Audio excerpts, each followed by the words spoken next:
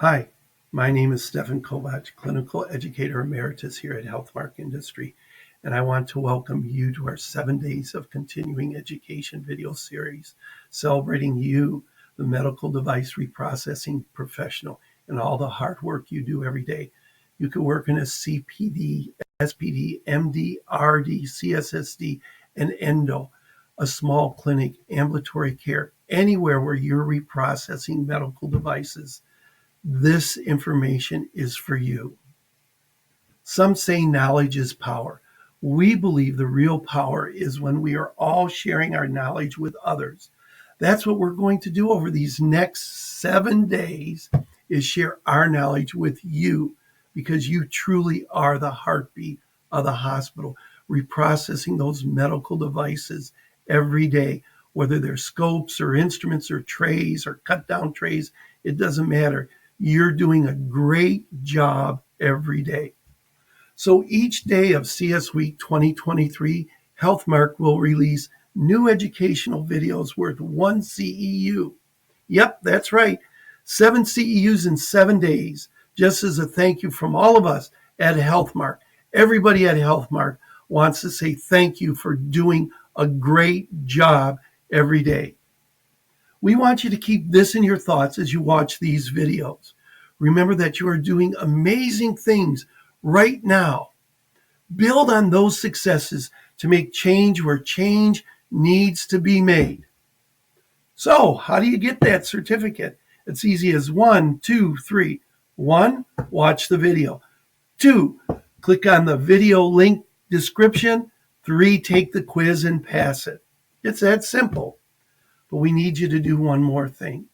Please fill out the feedback form so we can continue to improve. Tell us what you want to know, and we will work on providing that information. So now, relax, sit back, and enjoy as we share our experience and knowledge with you. And again, we thank you for taking time out of your day to view the programs we have put together. Have a great CS Week 2023, and remember to always keep it clean. Take care. Bye now. Hello everyone, my name is Seth Hendee, Clinical Education Specialist for Healthmark Industries. I'm here to talk to you today about something very topical, and that is the new ST108, brand new water standard from AAMI. And we're calling this one Flowing from a TIR to a Standard, What You Need to Know. And it's going to be really based in what SPD folks need to know about this new standard. Quick disclosure here, all of the opinions in this presentation are mine, although I'm going to do my best to back them up with quotes and references from the standards. I do work for a company that produces medical devices, but there is no commercial implications in this program. Our objectives today. First, we're going to discuss the difference between an AAMI Technical Information Report, or a TIR, and an AAMI standard. That's going to be an important distinction to make. And then we're going to discuss additional recommendations for ensuring that water of a sufficient quality is used in the sterile processing department. What is a TIR? Well, a technical information report is a review of technical issues relevant to a particular technology and a statement of expert opinion. A TIR may include discussions of different sides of an issue or may be issued when a committee believes that the procedure for developing a new standard would unduly delay the needed information for making it to the market. A TIR may serve as an interim statement by a committee working to develop a full standard. A TIR may also provide additional guidance to AAMI or American National Standards or advice on how a standard might be implemented. That being said, what is a standard? Well, standards are consensus documents that provide requirements, specifications, guidelines, or characteristics that can be used consistently to ensure that materials, products, processes, and services are fit for their purpose.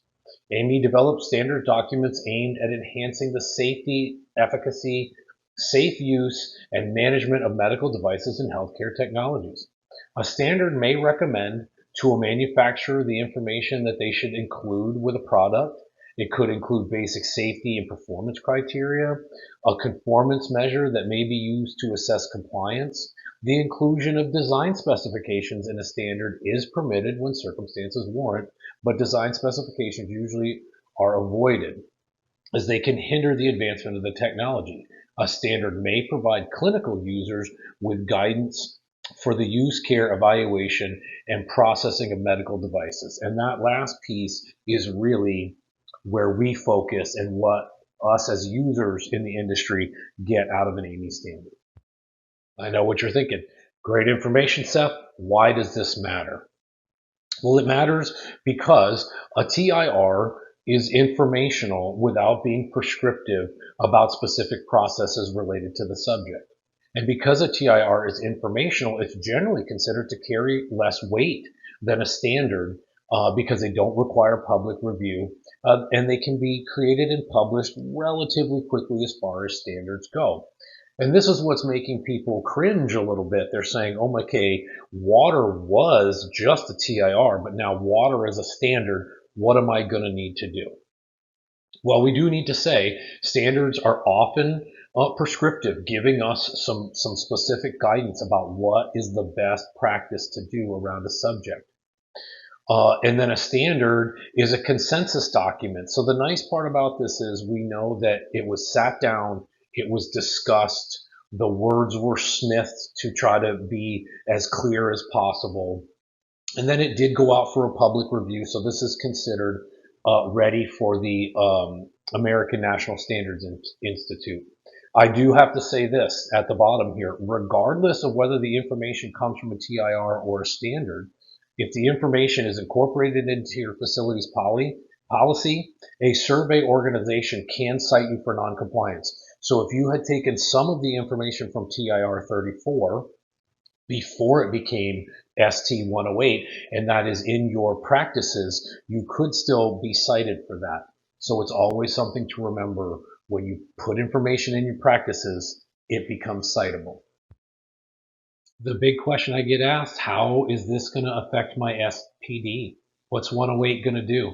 I got to say, that's going to depend.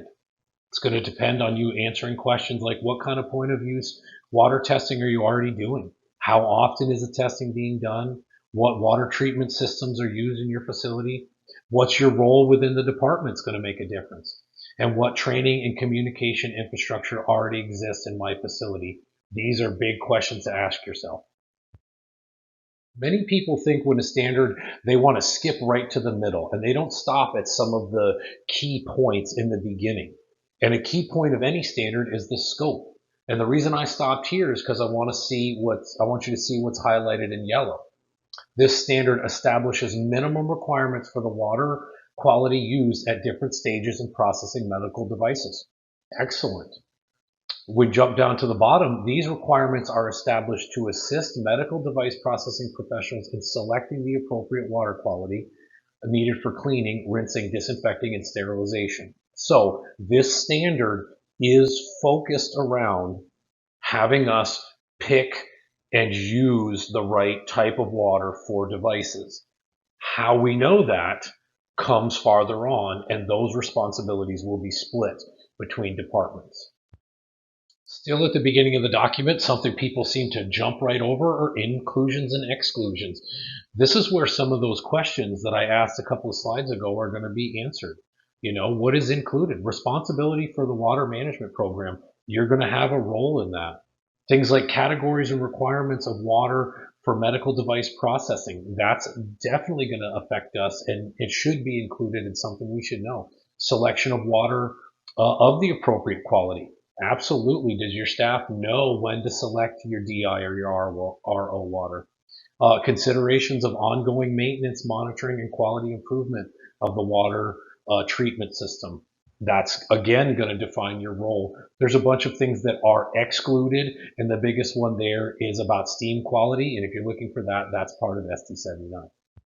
I'm going to do my best to go kind of by section, so it lets you kind of think, hey, where do I go to get this information? Section 4 calls out roles and responsibilities. As a medical device Professional, I think you know what you are, which is a person with responsibility for cleaning, disinfection, and inspection.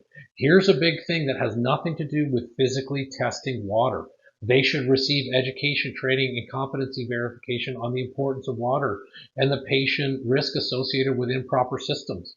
So people are talking about, hey, Seth, what testing am I going to have to do?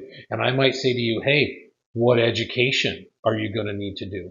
Medical device processing personnel are responsible for monitoring processing equipment and medical devices being used for any damage and discoloration that indicate water problems. Are you training your staff? Have you already trained them to look for discoloration and things like that?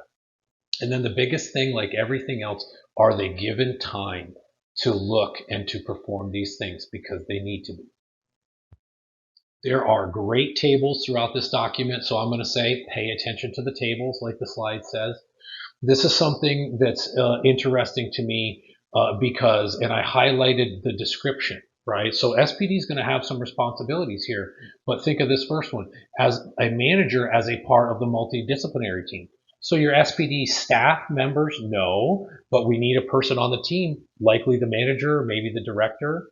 This next one is interesting, a medical device processing personnel in conjunction with the clinical engineer, and they're assuring proper water quality at various stages. So they're already saying in this document that yes, your SPD staff will have a role, but it is very likely in conjunction with your clinical engineer and your water management team. So it's going to be a dual effort, and it may be split for what characteristics of water you're looking for.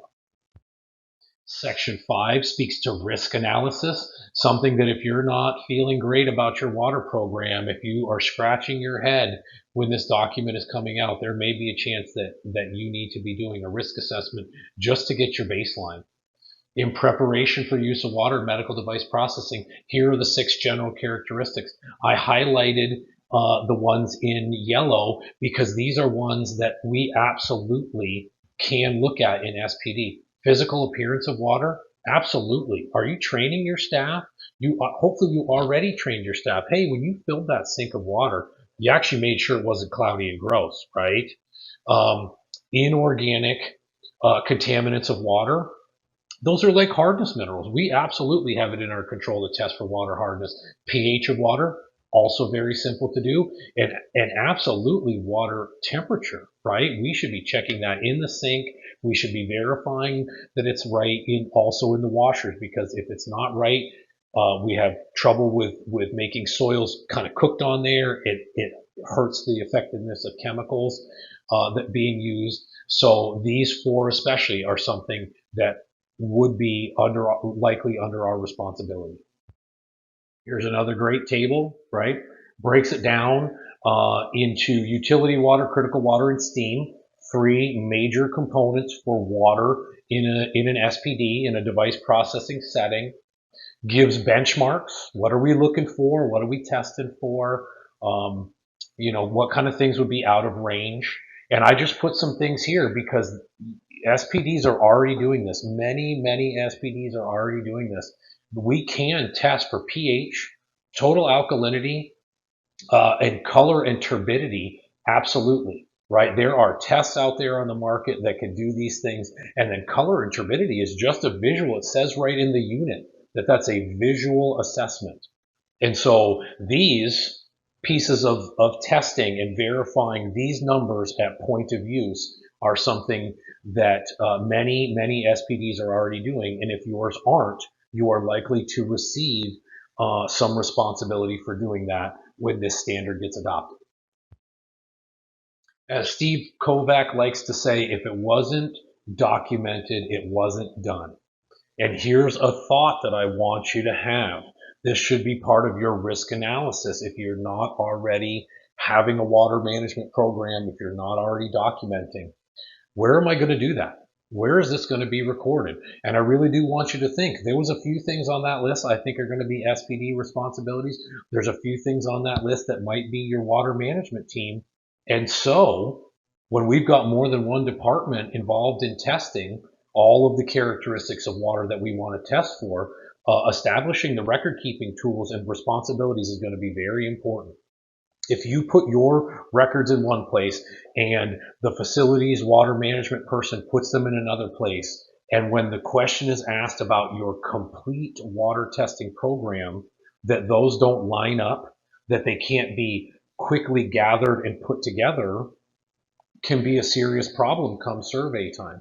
So the question you may be asking yourself is, hey, is there a way that we can record this digitally all in one place together? And I think that that's something very important to consider when moving forward with your water management program. Section 7 is water by stages of cleaning. I love that they broke this up because we do both of these, right? We do manual cleaning in our hand wash sink. We do mechanical cleaning. I'm not going to break these down, by every single bit and piece, but I like that it starts at point of use, talking about the kind of water and the temp, because both of those are very important. And this is a thing that you need to think of, that, hey, when I'm doing my cleaning in my manual thing, likely utility water, and it is really important that we determine the characteristics, right? And why is that? Well, because tap water might need further treatment. Your potable utility water coming in from the municipality may still not be what you want it to be to use on your instruments, even in a utility water. Also breaks down rinsing and final rinsing as potentially two steps, where you could say, hey, I can give an initial rinse, but then my final rinse is going to be with critical water. And that last little piece that will contact bloodstream or other sterile body things, that's big, especially when we're talking about HLD items, right? And then mechanical cleaning, it does the same thing, gives some typical water qualities and temperatures to work with. If you've ever wondered, I have a lot of people talk about thermal disinfection. This was great. It gave the top 3 that you usually see. Hopefully you're at 190. 194 for a minute. That's what most people do. And I always say, hey, you can actually do thermal disinfection less than 190 degrees. But look, in a 20-degree difference, it takes 10 minutes to do it at 176 versus a minute to do it at 194. Just an interesting fact about thermal dynamics of water. I like that the document gives some factors to consider during the automated cleaning process. Water hardness absolutely affects mechanical cleaning. pH level, they call out the washers specifically, absolutely. Water temperature, yep. Ionic contamination, microbial level, bacterial endotoxins, physical appearance, and they call this out in ultrasonics. Well, think about it. If you've got one of those sonics that doesn't drain after every cycle, that water can get pretty gross. It can have things floating in it. It can be turning all sorts of different colors. And so the physical appearance should be checked. Here's what I really want you to think about. Is your staff able to sample these? Is a water management team member going to be able to sample these? And then what training will be needed to make that possible? And you might be thinking, well, wait a minute. What do you mean? Can my staff sample it?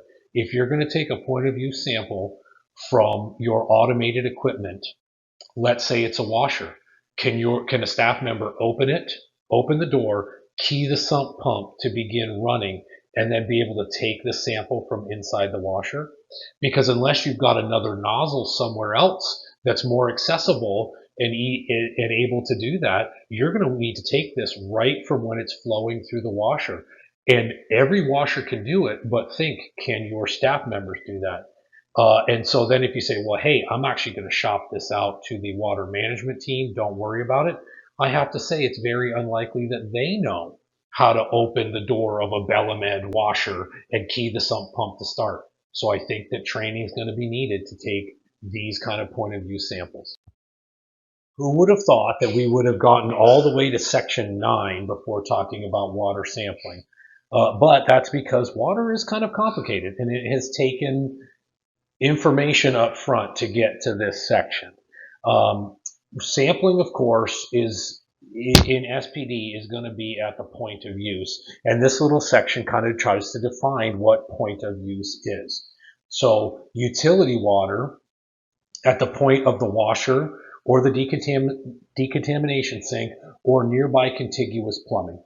That's pretty simple, right? Critical water, they're saying as close to the point at which the water will represent the water contacting the device. Now, why is this important? Well, you may have a spigot on your DI tank that's 150 feet away from where it's delivered or farther, right? It depends on your infrastructure. And so taking a sample right at the tank, right at the point of generation, is not really representative. So point of use for critical water is really, again, going to be right at the sink or right in the washer if you want it to be a true sample. And then, of course, steam sampling is done at the delivery point near the steam filter. This is likely something that you're not doing already anyway, because it's a little dangerous, but that's in the document. What about water treatment? Section 10 is water treatment, and you're likely already treating your water. I make a joke from a Brita water filter commercial where the guy hands somebody a glass of water and says, "Would you like a water with an acceptable amount of lead?" That's kind of funny, but kind of not funny. So it's actually true that water can be potable and still have hardness minerals and all sorts of stuff in it. So it's likely that you're treating your water already. And so of course that there's a section. I do want you to take note of this. Monitoring water quality is primarily the responsibility of the facility engineer / water management personnel. The yellow part, though, is important. However, it is necessary that device processing personnel understand the implications of the result of the water quality monitoring, and it's important that the test results be made available to device processing personnel. Absolutely. You are part of a care team, and you're part of the whole quality system, and water and being part of that team is important. And as I said before in previous slides, one of the responsibilities is going to be education. So people have to understand in SPD their role with water. I'm not going to let you cheat here. This is a table that you should know as well. And I'm just going to say this table is really about testing where, how, and how often. You need to go out and get the document, and you need to be able to look at this and take it in. But this is one for sure. This is a table for sure that you're going to go to and reference often. I will break some of it down for you though.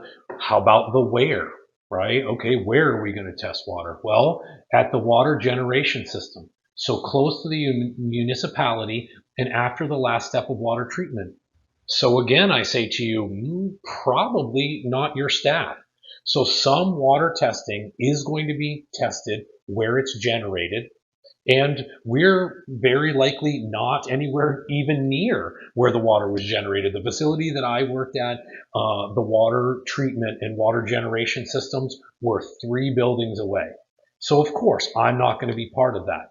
But bullet 2, at point of use, is generally going to be conceived as close to the point where the water will contact the device that it's being used on.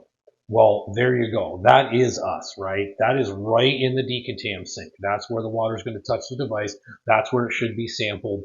And for those things that we are capable of sampling, we are probably very likely going to be involved at point of use testing. Okay, how? How are we going to test? Well, what specific tools are used and available in your facility? Okay, some are going to be different. So colorimetric dipsticks are great. And then some of them are going to be single parameter. The one that I have pictured here tests for 3 pH, alkalinity, and hardness, all in one dipstick. Colorimetric dipsticks are very good. They're often very easy to use. And that is something that we likely could be part of. There are a few other things that are not so bad with some trading: a pH meter, a conductivity meter, a handheld hardness meter. Likely not beyond our training or beyond our ability to train our staff to use, although probably not something that you have in your department, and maybe not something that you want to invest in necessarily, because you're saying, hey, there are these colorimetric dipsticks are actually a little easier for doing this kind of testing. Heterotropic plate, LAL test, those are very specific. Now we're talking about things that are done aseptically. So are your staff able to take an aseptic water sample? Do you want the responsibility of teaching them to take an aseptic water sample?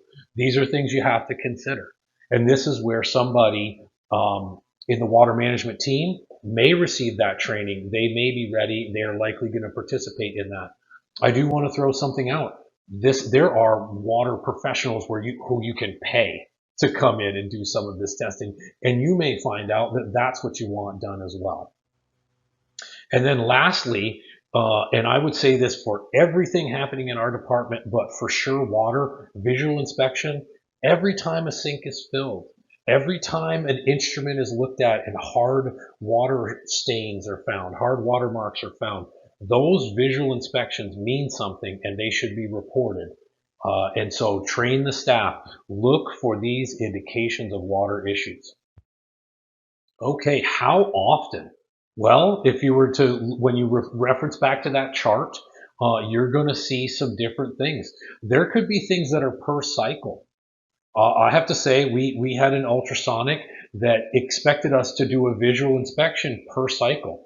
They said, hey, if you'd like to keep using this water, the machine is capable of reusing this bath, but you need to be looking for floaties, right? You need to, right? We have a thing for that. So we could be talking about doing some things per cycle, per sink, right? Every time I fill up the sink, I should be looking at that. And that is sort of a per cycle.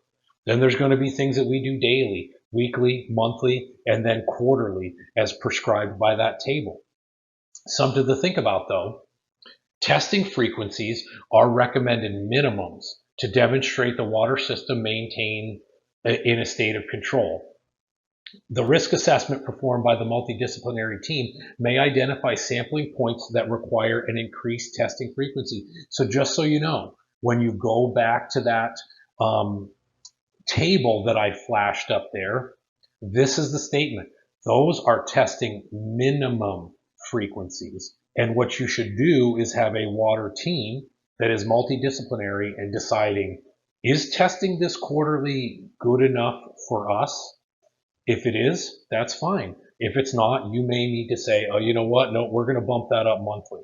You know, we live in and around Flint, Michigan, where it's still not good to drink the water. The pipe infrastructures are so bad that we can't actually do that. Well, someone with really poor water quality for whatever reason, a facility with that kind of problem is going to say, I need to look at my water in a different way.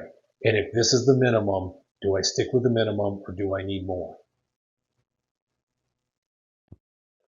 Section 13 is special considerations. This is a great section, and it's important to me for bullet number 2. If you don't know me, I live in Vermont, and we just had unprecedented rainfall a couple of weeks ago that caused some flooding. They put several towns on extended boil water alerts. And I got calls from previous coworkers that said, hey, we're on a boil water alert in town. What about our steam sterilizer? What about our washer? Now, my best advice was to, okay, first go back and ask the organization what their plan is. And I had one guy say, well, what do you mean? And I said, I hope that there's already a plan and it's part of your disaster plan. So first, before you get kind of freaked out, let's see what's in place already. If not, that's time for a gap analysis and it's time to do something about that. What happens when we have these interruption in services, repairs, things like that? Dead legs can be created. And if you didn't know, dead leg is a section of piping that gets cut off and water stops flowing. And when it stops flowing, it starts to grow things. It's not treated anymore. It sits around and water's a breeding ground. And we just asked this question. I won't go into it much, but did COVID turn AERs into dead legs? We started asking this right as we went back on the road after COVID and restrictions were lifted, because there's indication from AER manufacturers that if you don't use them for an extended period of time, you were supposed to take that machine down and basically pretend like it was in long-term storage, which meant draining it and all sorts of things. And there were many people that didn't. And so you need to think about how construction and how natural disasters and how that kind of stuff affects your water. And Section 13 helps you with that. I'm not going to get too crazy. I just wanted you to see the annexes. So I'm not going to go nuts with these kind of things, but we'll at least do the orange highlighted ones because they are really impactful to SPD. So Annex A, guidance on the appropriate, on the application of the normative requirements. And that's a more in-depth information on water quality at different stages of the process and characteristics. Annex D is what water used in cleaning and moist heat processes, and that's a more detailed discussion of optimal water used at different staging processes as well. And then Annex I, typical presentation of water quality issues during the processing of medical devices. This is great. This one especially, it includes pictures of water stains and just bad stuff. Where I talked about visual being part of it, this has a thing where you can show your staff pictures of bad water and then say, hey, if you see this, here's what the next step is. Okay, to wrap up here, let's talk about some things. Your facility engineer and your water management staff does truly have the bulk of responsibility with complying with ST98. They are going to be the big one with the newest responsibilities for testing. But SPD staff has a responsibility to participate on that water management team and be part of the system. You have to be part of the system, and we will have a role in it. Some points of use sampling is simple, and some are going to require specific tools. So no matter how complex, training will be required to take an effective sample. Even the colorimetric dipsticks that are simple have a specific procedure, and they're going to need to be followed for them to be done right. And then, where is your water management system currently? This is going to be a big thing. If you don't have a strong answer to this question, it's time to do a risk assessment. It's time to know where your gaps are with water management and start to participate. Thank you, everybody, and happy CS Week.